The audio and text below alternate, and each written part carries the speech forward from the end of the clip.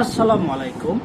আজকের এই ভিডিওতে বাংলাদেশের সরকারি চাকরি পরীক্ষায় অফিস সহায়ক পদের জন্য গুরুত্বপূর্ণ যে সকল 5টি ম্যাথ বারবার আসে এ সকল ম্যাথের সমাধান সহ শর্ট টেকনিক এই ভিডিওর মাধ্যমে আপনাদেরকে দেখাবো। তো চলুন, প্রথমে যে ম্যাথটা রয়েছে দেখুন, x minus y equal to 3 এবং এক্স ওয়াই ইকাল টু 10 হলে এক্স প্লাস ওয়াই হোল স্কোয়ারের মান কত? এই ধরনের অঙ্ক অফিস সহায়ক পরীক্ষায় কিন্তু বারবার একইভাবে আসে। অনেক সময় এগুলো মান পরিবর্তন অথবা যেমন এক্স প্লাস ওয়াই এর জায়গায় এক্স মাইনাস ওয়াই হোল স্কোয়ারের মান কিন্তু চাওয়া হয়। তো এই অঙ্কটা আমরা এক্স প্লাস ওয়াই অর্থাৎ এ প্লাস বি হোল স্কোয়ারের যে মান নির্ণয়ের সূত্রটা আছে ওই সূত্র অনুকূলে আমরা করব। আমরা জানি যে এ প্লাস বি হোল স্কোয়ারের কিন্তু দুইটা সূত্রটা, একটা হচ্ছে 4ab একটা 2ab। তো আমরা লিখতে পারি, আমরা জানি, তো দেখুন এখানে x plus y whole square সমান সমান কি? X plus y whole square সমান সমান আমরা জানি হচ্ছে যে x minus y whole square plus 4ab। তো এটা 4ab সূত্র আপনার এক্স ওয়াই দেওয়া অর্থাৎ 4ab লিখতে হয় যে সূত্র সেটা ইউজ করতে হয়। ওকে, তাহলে প্রথমে আমরা লিখতে পারি, দেখুন এখানে এক্স মাইনাস ওয়াই এখানে মান দেওয়া হচ্ছে 3, সো 3 এর উপরে স্কোয়ার প্লাস 4xy এর মান দেওয়া আছে 10, তো এখানে 10 লিখবো আমরা। দেন আমরা 9 প্লাস 4 10 40, তো 9 এবং 40 যোগ করলে হয় 49। সো এই প্রশ্নের উত্তর কিন্তু হবে উত্তর 49। পরের প্রশ্ন, উৎপাদকে বিশ্লেষণ করতে হবে 3x² প্লাস এক্স মাইনাস 10। তো এই প্রশ্নটা বিগত অফিস সহায়ক অনেকগুলো মন্ত্রণালয়ে আসছে এবং সর্বশেষ অফিস সহায়ক ভূমি মন্ত্রণালয় 2023 সালেও কিন্তু এই প্রশ্নটা লিখিত অঙ্ক আসছে। তো এই প্রশ্নটা এখন আমরা সমাধান করব। তো দেখুন এটা একটা মিডল টার্ম অঙ্ক উৎপাদক। তো এই অঙ্কটা আমরা কীভাবে করব? 3x² plus 6x minus 5x minus 10। তো এখানে 3x² plus 6x minus 5x minus 10, তো এটা মূলত 6x থেকে 5x বিয়োগ করলে x হয় এবং 3x এবং 10 অর্থাৎ 3 এবং 10 গুণন করলে 30 হয় এবং এই দুটো গুণ করলে 30 হয়। সো মিডল টার্মটা এরকমই হবে। এরপরে আমরা কমন নেব, এখানে 3x কমন যায়, 3x কমন নিলে x প্লাস 2 হয়। এরপরে মাইনাস 5 কমন যায়, 5 কমন নিলে x প্লাস 2 হয়। এখানে মাইনাসটা প্লাস হয়ে যায়, মাইনাসের কারণে প্লাস হয়ে যায়। এরপরে 3x মাইনাস 5 এবং এই দুটোর একটা কমন x প্লাস 2, এটাই আমাদের অ্যান্সার। পরের একটি প্রশ্ন পাটিগণিত থেকে খুবই গুরুত্বপূর্ণ একটা প্রশ্ন। এই প্রশ্নটাও অফিস সহায়ক সহ অনেক পদের পরীক্ষাতে কিন্তু বারবার আসে। তো দেখুন এই প্রশ্নটা বলা হয়েছে যে একটি পুকুর খনন করতে 200 জন লোকের 25 দিন লাগে। একটা পুকুর করতে 200 জন লোকের 25 দিন লাগে।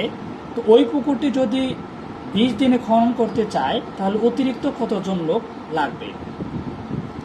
তো খুবই একটা সহজ এবং কমন প্রশ্ন। তো এই প্রশ্নটা আমরা যেভাবে লিখতে পারি, তো এখানে দেখুন অতিরিক্ত আমরা জানি ঐকিক নিয়মের অঙ্ক করতে গেলে যেটা চাইবে সেটা লাস্টে লিখতে হবে, সুন্দর করে সাজিয়ে লিখতে হবে। তাহলে আমরা এখানে দেখুন অতিরিক্ত লোক সংখ্যা চাওয়া হয়েছে, তাহলে আমরা এটা অঙ্কটা শুরু করতে পারি যে 25 দিন লাগে 200 জন লোকের।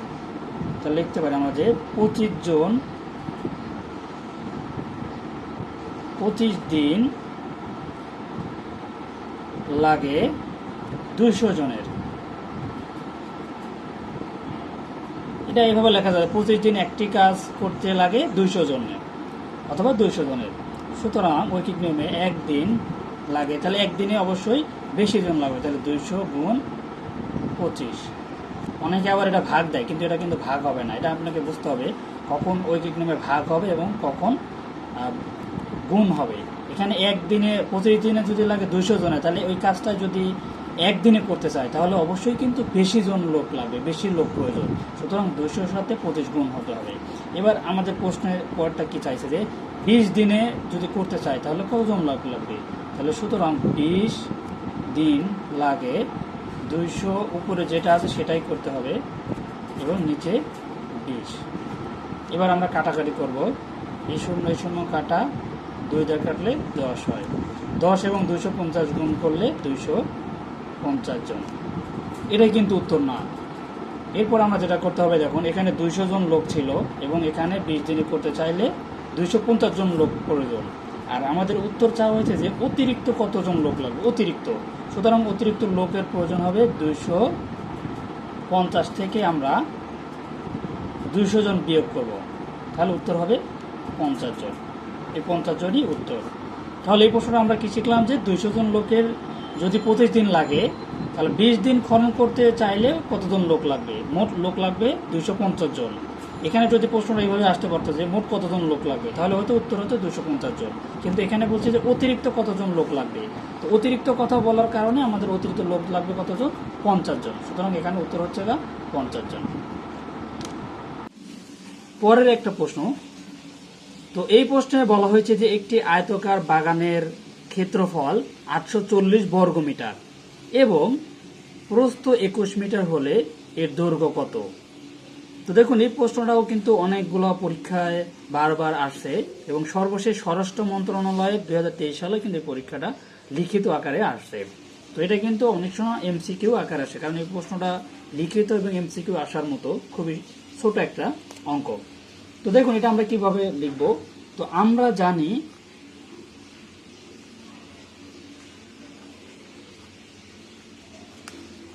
আয়তকার আয়তক্ষেত্রের ক্ষেত্রফল, আয়তক্ষেত্রের ক্ষেত্রফল হচ্ছে কত? দৈর্ঘ্য গুণন প্রস্থ, দৈর্ঘ্য গুণ প্রস্থ। এই অঙ্কটা যদি আমরা একটু সিনারি দেখাই এরকম হবে। দেখুন এখানে প্রস্থ দেওয়া আছে 21 মিটার, অর্থাৎ প্রস্থ 21 মিটার, আর এই পুরোটা দেওয়া আছে কতটুকু? 840 বর্গমিটার। সুতরাং এটার চাওয়া হয়েছে যে এটার দৈর্ঘ্যটা কত। ওকে, তাহলে আমরা এটা লিখতে পারি। এখানে ক্ষেত্রফল দেওয়া আছে 840, দৈর্ঘ্য দেওয়া নাই, তাহলে আমরা দৈর্ঘ্যই লিখতে পারি, গুণ প্রস্থটা দেওয়া আছে 21 মিটার, বা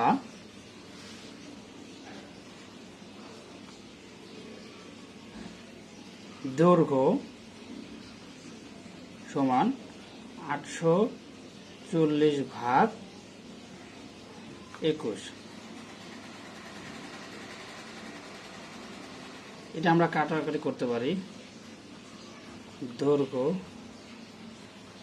4 দিলে আমরা 4 হয়, 4 দুগুণ 8, 4 একে 4, একটা 0, 40। সুতরাং এই প্রশ্নের উত্তর হবে দৈর্ঘ্য 40 মিটার। 40 মিটার খুবই সহজ একটা অঙ্ক, কিন্তু এটা অনেক ইম্পর্টেন্ট, অনেকগুলো পরীক্ষায় কিন্তু বারবার পরীক্ষায় আসে।